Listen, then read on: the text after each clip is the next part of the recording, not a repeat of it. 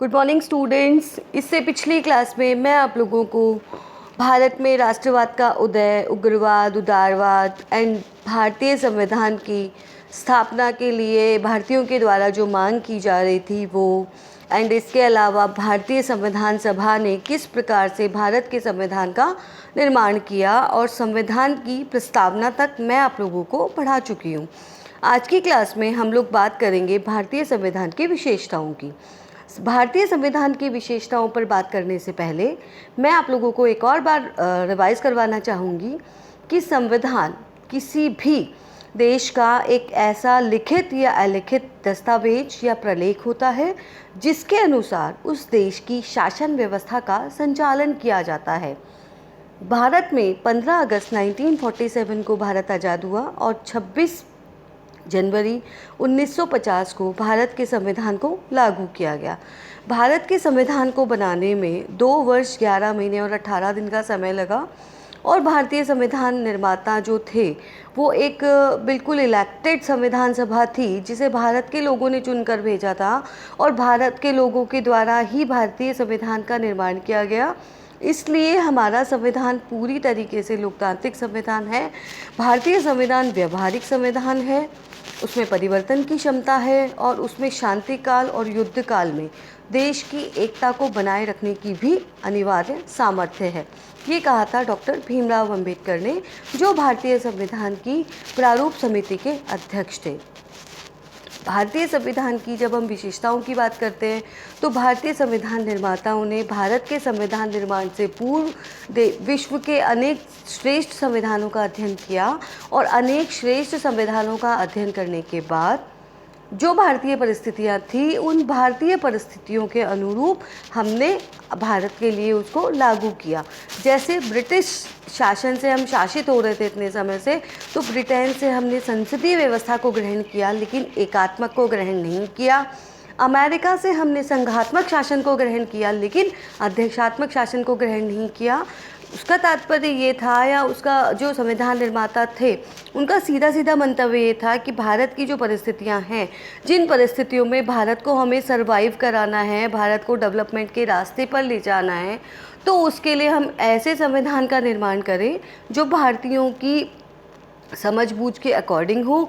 धीरे धीरे भारतीय इससे शिक्षित हो जाएंगे तो वो शासित होना भी सीख जाएंगे। अब हम बात करते हैं भारतीय संविधान की विशेषताओं की। तो भारतीय संविधान की विशेषताओं में जो इसकी सबसे पहली विशेषता है वो है वृत्ताकार संविधान। इसका मतलब, वृत्ताकार संविधान का मतलब ये है कि भारत का संविधान बहुत लंबा चौड़ा एक प्रलेख है जिसे बहुत उसमें डीपली सारी चीज़ों को लिखा गया है। अगर हम ब्रिटेन की बात करें तो ब्रिटेन में तो संविधान ही नहीं है, वहाँ अलिखित संविधान है। और अमेरिका की बात करें तो वहाँ का छोटा सा संविधान है, लेकिन वो अमेरिका जैसे विकसित देश के लिए ठीक है। भारत में चूँकि नया नया लोकतंत्र लागू हुआ था और लोगों को राजनीतिक व्यवस्था के बारे में भी पता नहीं था, तो ऐसी परिस्थिति में संविधान का जो निर्माण किया गया उसमें मूल संविधान में 395 अनुच्छेद और 12 अनुसूचियों को रखा गया और संविधान निर्माण में 2 वर्ष 11 महीने और 18 दिन का समय लगा।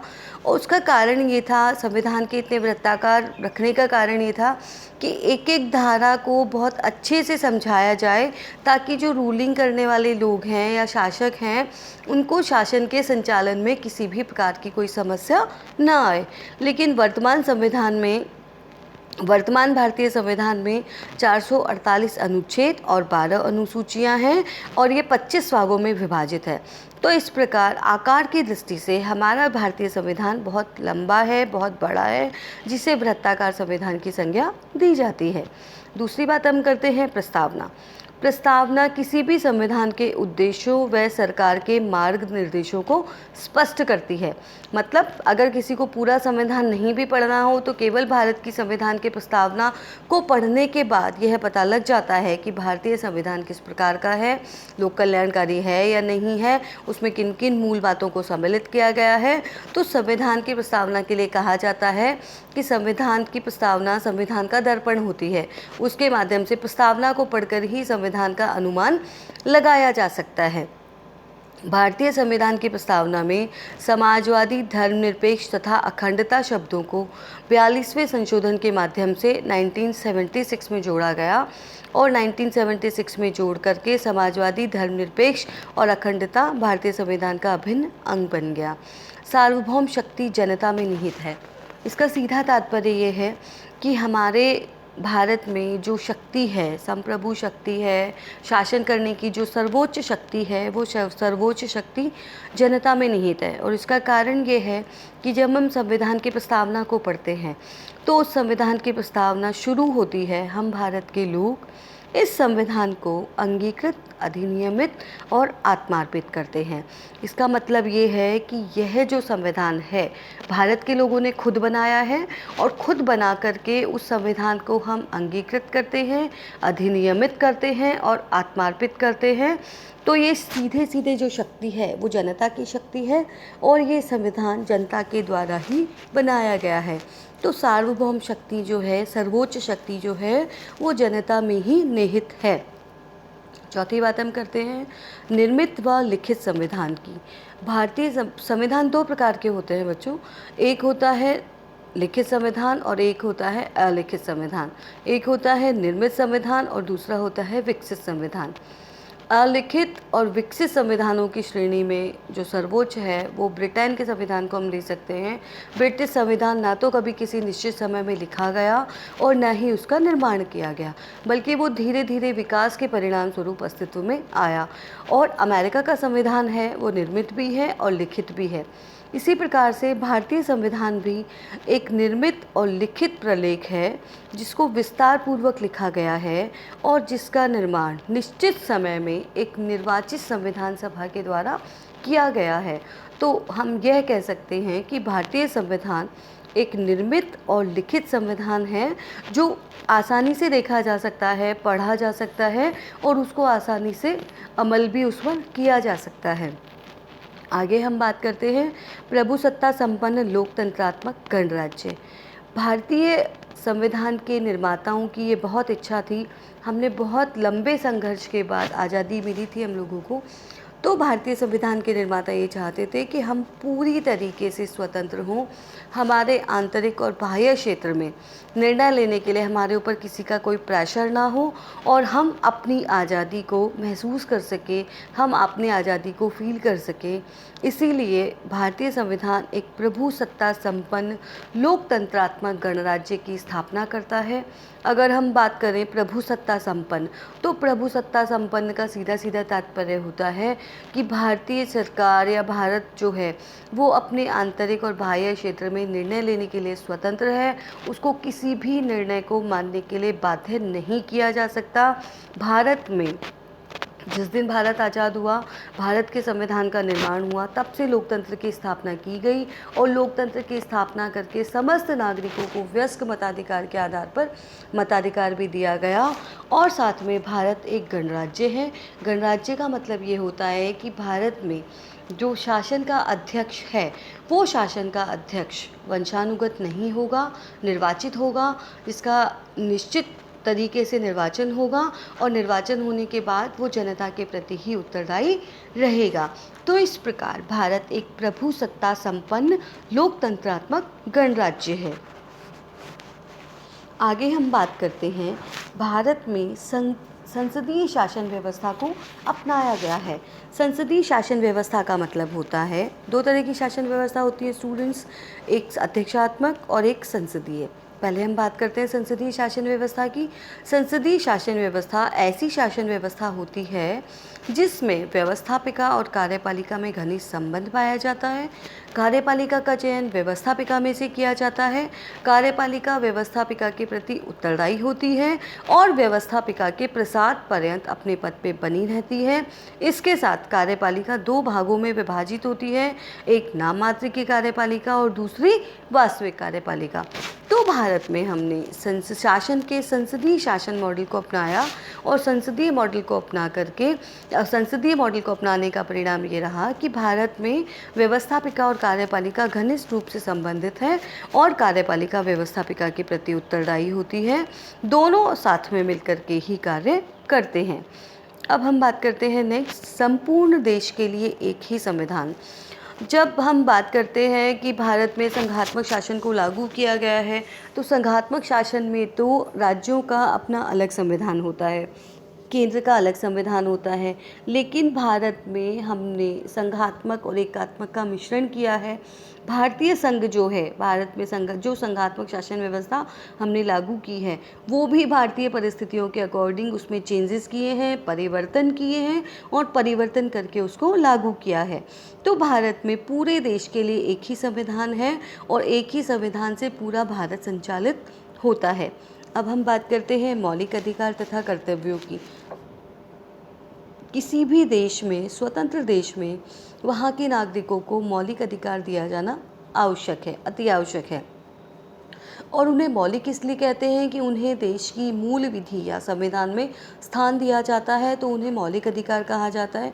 भारतीय संविधान का जब निर्माण किया गया, उस समय 7 मौलिक अधिकार की बात की गई थी, लेकिन 44वें संविधान संशोधन के बाद संपत्ति के अधिकार को उसमें हटा दिया गया है और अब भारत में 6 मौलिक अधिकार रह गए हैं। वो 6 मौलिक अधिकार हैं स्वतंत्रता, समानता, शोषण के विरुद्ध अधिकार और